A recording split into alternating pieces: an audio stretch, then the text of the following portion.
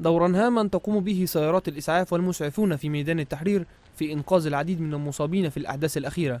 المسعفون يعملون بكامل طاقتهم باستخدام 23 سيارة إسعاف و3 سيارات عيادات متنقلة وصيدلية وأخرى للعمليات الصغيرة، بجانب مساعدة المسعفون للأطباء في مستشفى الميدانية، ومن يتعذر علاجه في ميدان التحرير يتم نقله إلى المستشفى القريبة. مش موضوع مشاكل، موضوع ان في ناس ما بتساعدناش ان احنا مثلا نقوم بشغلنا.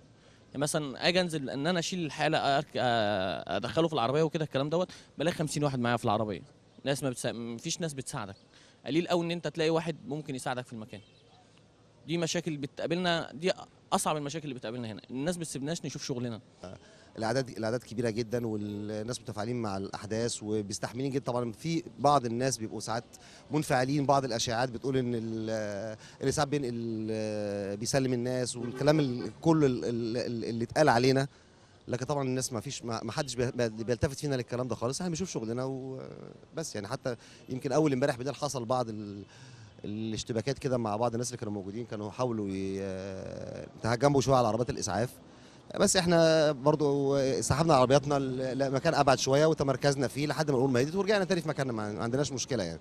ولا يخلو عمل المسعفين من التعرض لمخاطر كبيرة عندما حاول مساء الاثنين الماضي منع البلطجية الذين يحملون عددا كبيرا من زجاجات المولوتوف، ما أدى إلى ضرب المسعفين بالحجارة، ما دفعهم للخروج من الميدان حفاظا على سياراتهم وعلى أنفسهم. أول إحنا واقفين في لحد ما في مكان بعيد شوية عن الأحداث جنب عمر مكرم، والإسعاف بتجيب لنا الحالات لغاية هنا، أو الناس بتيجي لغاية هنا المصابين. السبت كشفنا على 30 حالة، الحد 62 حالة، يوم الاثنين ما فيش ولا حالة. امبارح كشفنا على 3 حالات، ومعظمهم بقى إيه، في جروح قطعية وفي كدمات وفي سحاجات بتاع، ما فيش أكتر من كده يعني. والله مشاكل كتيرة من الجمهور بيعتقد ان احنا بنودي الشرطة ومعتقدين كده، فبيرفضوا بعض الاحيان منهم بدون اسماء حقيقية، بدون اسماء غير مظبوطة. أحد المسعفين أكد على أن بعض المتظاهرين يتهمونهم بتسليم المصابين إلى قوات الأمن، ولكنهم رغم كل الصعوبات يعملون بكامل قواتهم في إنقاذ المصابين.